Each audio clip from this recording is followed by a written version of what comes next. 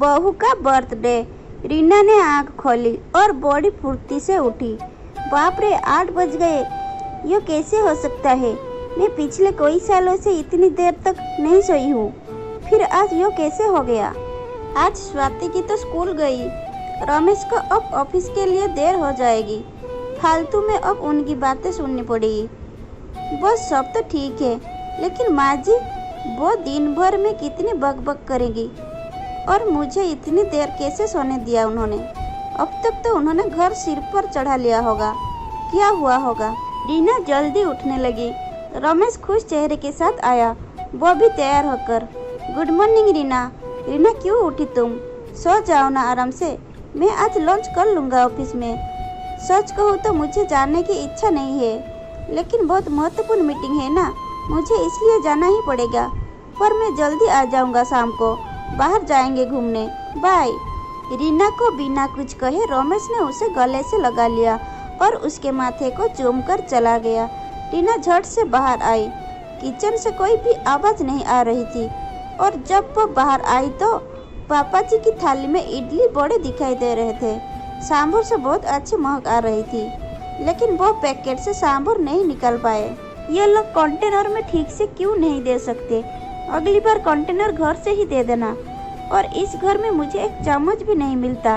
पापा जी बोले, रुकिए जी आप जरा, मैं निकाल देती हूँ, नहीं तो आप सब सांभर नीचे फर्श पर गिरा दोगे, मेरा काम बढ़ा दोगे। और आपके सामने ही तो है चम्मच, आपको तो कुछ कैसे नहीं मिलता क्या पता।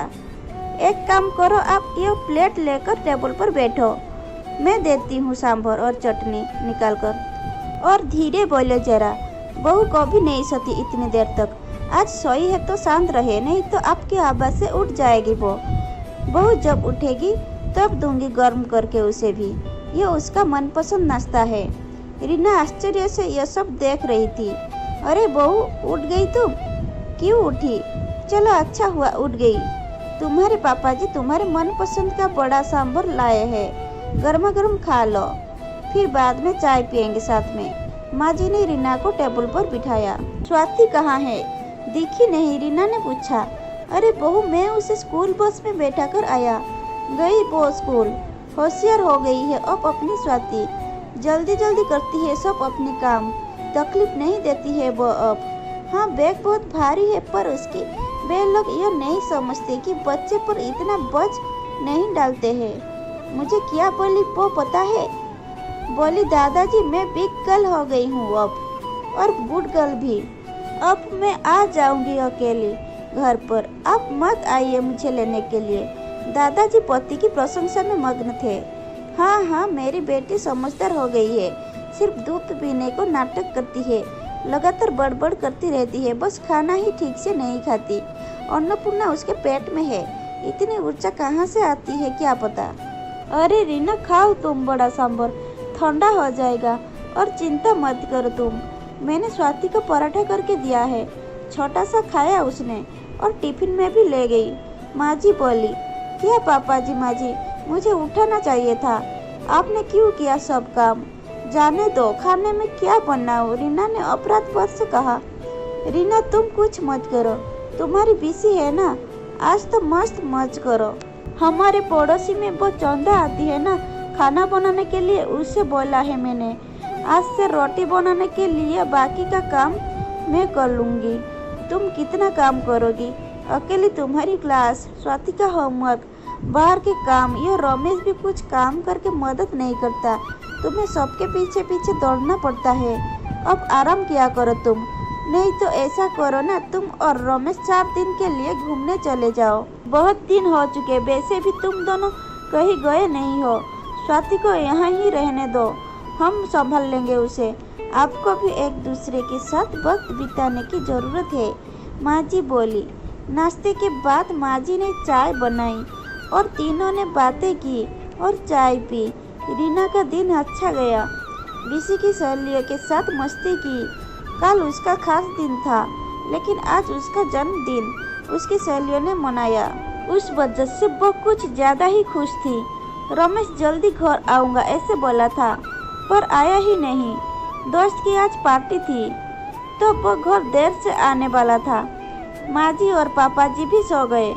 स्वाति को लेकर रीना भी सो गई। कुछ समय बाद रीना को बहुत आवाज़ सुनाई देने लगी। वो अचानक उठ गई। स्वाति उसके बाजू में नहीं थी। वो डर गई और हॉल में आई। हर तरफ अंधेरा था और अचानक रोशनी आ गई। हैप्पी बर्थडे टू यू अचानक जोर से बोले माँ जी, पापा जी, रमेश सब हंसकर उसे विश कर रहे थे। स्वाति ने दादी की मदद से सुंदर केक बनाया था। रीमा ने केक काटा और सबको खिलाया। सभी खुशी के मारे सो गए। फिर बाद में सुबह रीमा उठकर देखती है तो पास में सुंदर सा ग्रीटिंग कार्ड था। उसकी बेटी स्वाति ने खुद के छोटे हाथों से बनाया था। वो कार्ड देखकर रीना बहुत खुश हुई। उतने में एक बड़ा टेडी बियर चलते हुए उसके पास आया। सरप्राइज मामा, यो मैंने तुम्हारे लिए स्पेशल लिया है। मेरे पिगी बैंक में से सेविंग करके रीना को गले लगाकर उसकी लाडली बेटी बोली। रीना की आंखों से खुशी के आंसू छलक पड़े। अब रमेश की बारी थी।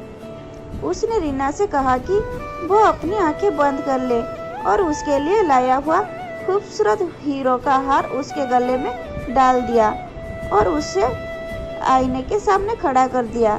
वाह, अब सच में वो हार कितना खूबसूरत लग रहा है। सुंदर लग रही है मेरी रानी। लगता है जैसे ये तुम्हारे लिए ही बना है। रमेश ने खुशी से रीना को गले लगा लिया। तभी रीना कुछ कहने ही वाली थी कि माँ जी, पापा जी आ गए। यह दुनिया की सबसे अच्छी बहुरानी के लिए, मतलब हमारी बेटी के लिए है। माँ जी, पापा जी ने कश्मीर का टिकट रीना के हाथों में रखा और रीना उनके पैरों पर आशीर्वाद लेने के लिए झुकी, लेकिन माँ जी ने उसे गले लगा लिया। पापा जी ने सर पर हाथ रखकर आशीर्वाद दिया। यह क्या माँ जी, पापा जी, इतना बड़ा सरप्राइज? वास्तव में इसकी कोई ज़रूरत ही नहीं थी और हम सिर्फ हम दोनों ही क्यों जाए? रीना ने उत्साह से कहा।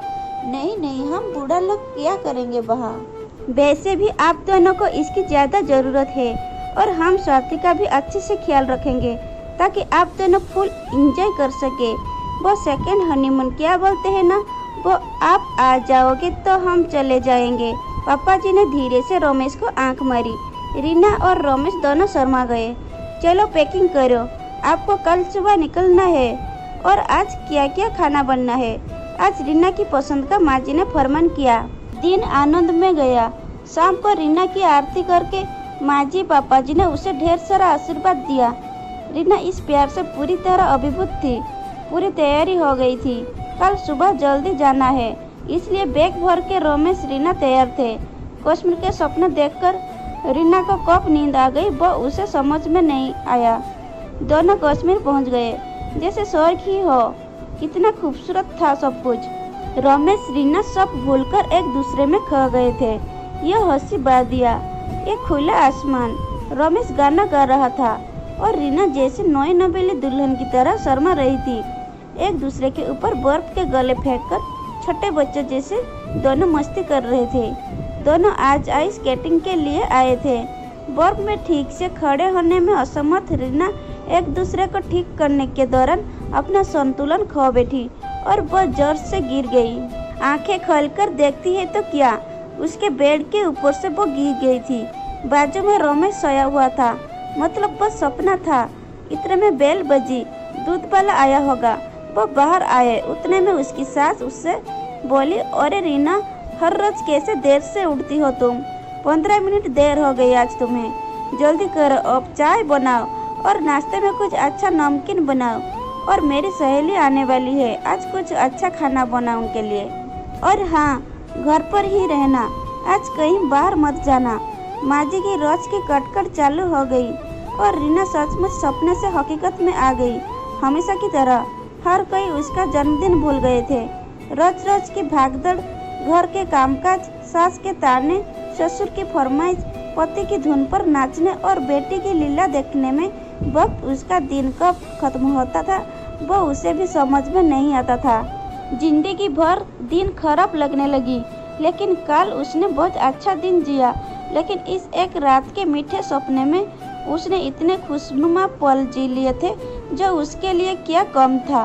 मन में उस कश्मीर का सपना साकार होने की प्रतीक्षा में वो काम करने लगी। अगर आपको यह वीडियो पसंद आई है तो वीडियो को लाइक करें, शेयर करें और ऐसे ही नए नए वीडियो देखने के लिए चैनल को सब्सक्राइब करें। धन्यवाद।